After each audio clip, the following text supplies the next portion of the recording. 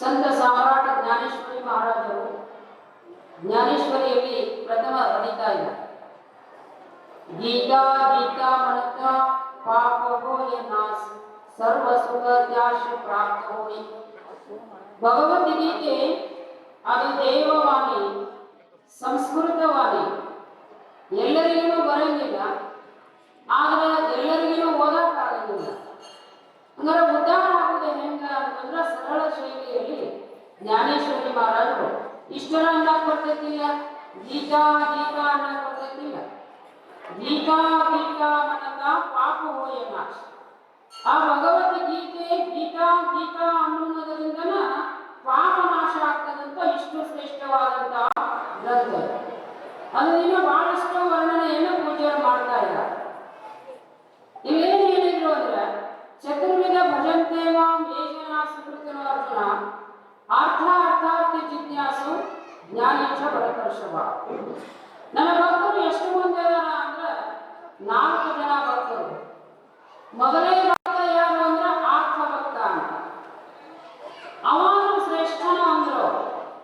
ಆರ್ಥ ಭಕ್ತನು ಶ್ರೇಷ್ಠನೇ, ಭಕ್ತ ಆಗ್ಬೇಕಾದ್ರೆ ಶ್ರೇಷ್ಠ ಇರ್ತಾನೆ. ಆದ್ರೆ ಏನ್ ಮಾಡ್ತಾನಂದ್ರೆ ಭಗವಂತನನ್ನ ಬೇಡಿ ಭಗವಂತನನ್ನ ಕಾಡಿ ತನಗೆ ಏನೇನು ಬೇಕಾಗಿತ್ತಿಲ್ಲ ಪರಮಾತ್ಮನನ್ನೇ ಬೇಡಿಸ್ಕೊಂಡು ಬರ್ತಾನೆ. ಅದಕ್ಕೆ ಅವಾಗ ಭಕ್ತರಂದ್ರು.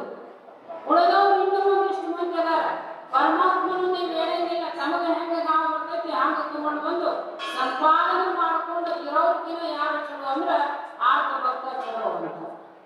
ಇವ್ ಏನ್ ಮಾಡ್ತಾನಂದ್ರೆ ತನಗ ಕಷ್ಟ ಬಂದ ಕಾಲದಲ್ಲಿ ಯಾವಾಗ ದ್ರೌಪದಿ ಕಷ್ಟ ಬಂತು, ದುಶ್ವಾಸನ ಸೀರೆ ಪ್ರಸಂಗದೊಳಗ ಎಲ್ಲಾರು ಕೇಳಿದ ನೋಡು ಒಂದ್ ಸ್ವಲ್ಪ ಕಾಪಾಡಿ ನನ್ನ ಅಂತ.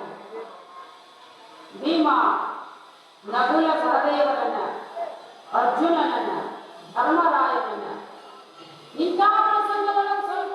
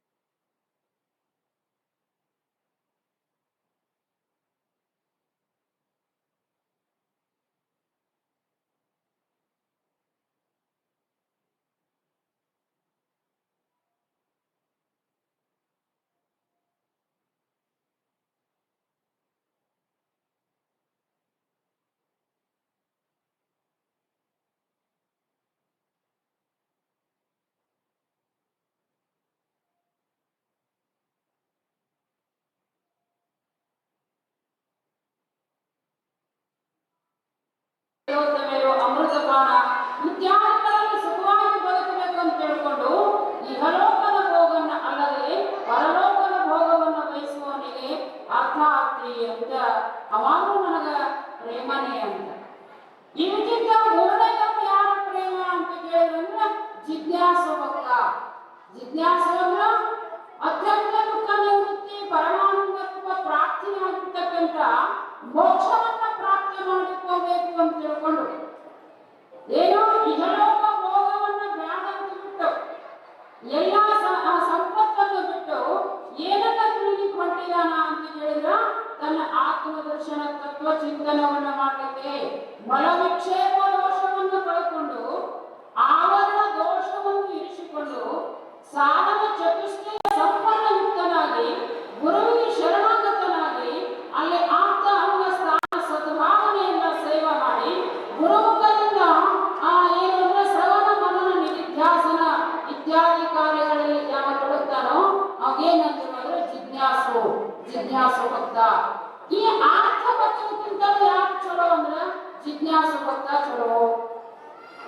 ಇನ್ನು ಇದಕ್ಕಿಂತ ಅತಿ ನನಗ ಸಮೀಪ ಆದ ಯಾರಿಗೆ ಪರಮಾತ್ಮ ನನಗ ಸಮೀಪ ಆದವ ಯಾರು ಅಂದ್ರೆ ಜ್ಞಾನಿ ಚವರತರ್ಷವ. ಜ್ಞಾನಿ ಭಕ್ತ ನನಗ ಬಹಳ ಶ್ರೇಷ್ಠ ಪ್ರೀತಿ ಅಂತ. ಯಾಕ ಜ್ಞಾನಿ ಪ್ರೀತಿ ಅಂತ ಕೇಳಿದ್ರ ಆ ಜ್ಞಾನಿ ಹೆಂಗಿರ್ತಾನ ಅಂತ ಕೇಳಿದ್ರ ಹಾವಿನಲ್ಲಿ ಹಾರದಲ್ಲಿ, ಹೂವಿನಲ್ಲಿ ಶಿಲೆಯಲ್ಲಿ, ಹೆಂಡೆಯಲ್ಲಿ ಮಣ್ಣಿನಲ್ಲಿ, ಬಾವಿಯಲ್ಲಿ ತೃಣದಲ್ಲಿ, ಶತ್ರುವಿನಲ್ಲಿ ಮಿತ್ರರಲ್ಲಿ ಭಾವ ಭೇದವ ಬಿಟ್ಟು ಸಮತೆ ಸಾವಧಾನದಲ್ಲಿ ವ್ಯವಹರಿಪ ಆ ಪಾವನಾಶ್ರಮಗಳಲ್ಲಿ ಜೀವನ್ಮುಕ್ತ ಕೇಳಿದ. ಜ್ಞಾನಿ ಹೇಗಿರ್ತಾನ ಅಂದ್ರ ಒಂದು ಹಾವಿಗೂ ಅಷ್ಟ ಪ್ರೀತಿ ಮಾಡ್ತಿರ್ತಾನ, ಒಂದು ಹೂವಿನ ಹಾರಕ್ಕೂ. ಇದು ಯಾರ ಕಡೆ ಇತ್ತು ಅಂತಂದ್ರೆ ಎಲ್ಲಿ ಹುಡುಕಲು ಬೇಡ. ಜಗದ್ಗುರು ಸಿದ್ಧಾರೂಢಪ್ಪವರು ಚಿತ್ತಗಣಾನಂದ ಸಮಾಧಿ ಒಳಗೆ ಒಂದಿನ ಅಲ್ಲೇ ಮಾಡ್ಕೊಂತಿದ್ರು. ಅವ್ರು ಮೊದಲ ಕಾಯಿ ಅಲ್ಲೇ ಬದುಕಿದ ಸಮಯದೊಳಗ ಅಲ್ಲವ ದಾನಪ್ಪ ಅಂತ ಅಪ್ಪ ನೋಡಿದ್ರೆ ಬಹಳ ಮಾಸ್ತರ ಇತ್ತು ಅವನಿಗೆ. ಅದೆಲ್ಲ ಯಾರ ಮಾಸ್ತರ ಇತ್ತು?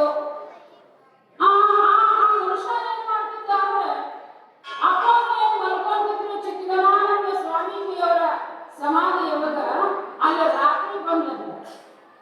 ರಾತ್ರಿ ಬಂದು ಅಪ್ಪನ ಹಿಂಗೆ ಬದಲಂತೆ ಆ ಕಾಲಿಗೆ ಮಳೆ ಹಚ್ಚಿದ ಚಪ್ಪಲಿಗೆ ಬರಂತ ನೋಡಿ ಅನ್ನೋರು. ಜ್ಞಾನಿ ಹಿಂಗಿರ್ತಾರೆ. ಇಷ್ಟು ಬಡದ ಬಡದ ಬಡದ ಮೈ ತುಂಬ ಎಲ್ಲ ಸಣ್ಣ ರಕ್ತ ಆಡೋ ಸಂದರ್ಭದೊಳಗ ಬೆಳಿಗ್ಗೆ 5 ಗಂಟೆ ಆಯ್ತು. ಬೆಳಿಗ್ಗೆ 5 ಗಂಟೆ ಆಯ್ತು. 5 ಗಂಟೆಗೆ ಅಪ್ಪವ್ರದು ಮಂಗಲ ಮಾಡಲಿಕ್ಕೆ ಭಕ್ತರು ಬರ್ತಿದ್ರು. ಶಿವಾಯ ನಮೋ ಅಂತ ಶಬ್ದ ಕೇಳಬೇಕು. ಅಪ್ಪವ್ರಂತಾರ, ನೋಡ್ದಾನೆ ನನ್ನ ಕೊಡೋದು ನಿನಗಿನ್ನ ಸಮಾಧಾನ ಆಗಿಲ್ಲ ಅಂದ್ರೆ ನಾಳೆಗೆ ಬಳಿ ಅಂತೂ ಹಾವಿನಲ್ಲಿ ಹಾರದಲ್ಲಿ, ಹೆಂಡೆಯಲ್ಲಿ ಮಣ್ಣಿನಲ್ಲಿ, ಶತ್ರುವಿನಲ್ಲಿ ಮಿತ್ರರಲ್ಲಿ ಭಾವ ಭೇದ ಭಾವನೆಯನ್ನು ಬಿಟ್ಟು ಅವರಲ್ಲಿ ಭೇದ ಭಾವ ಇದ್ರೆ ಹಿಂಗ ಆಗ್ತಿದ್ದಿಲ್ಲ ಅಂದ್ರಂತವ್ರು.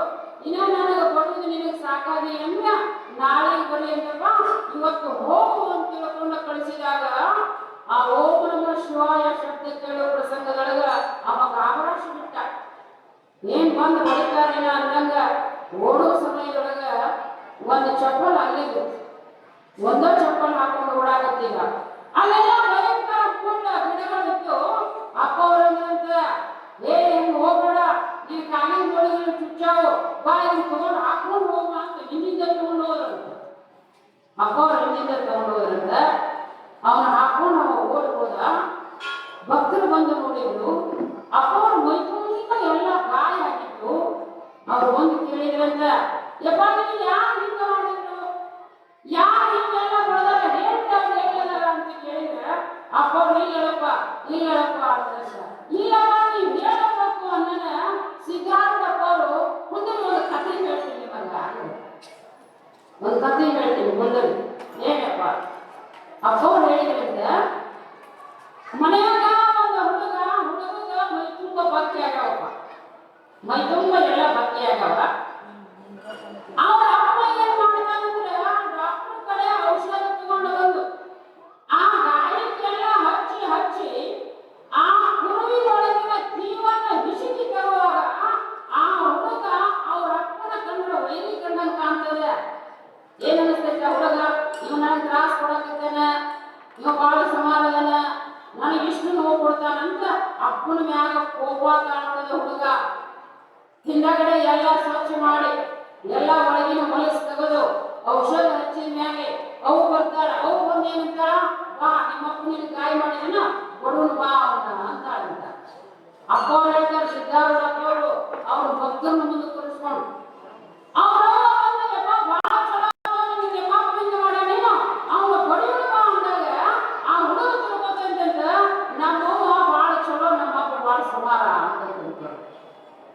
ಅಪ್ಪ ಅವ್ರು ಹೇಳಿದ್ರಂತ, ನೋಡಪ್ಪ ಇಷ್ಟೊತ್ತನ ಬಡದ ತನುವಿನ ದೋಷ ಎಲ್ಲ ಅವ್ರು ಬಗೆದು ಹೋದ್ರ ನೀವು ಬಂದು ಆರೋಗ್ಯ ಮಾಡಕತ್ತೀರಿ, ಔಷಧ ಹಚ್ಚಾಕತ್ತೀರಿ, ಮೈ ಒರ್ಸಾಕತ್ತೀರಿ,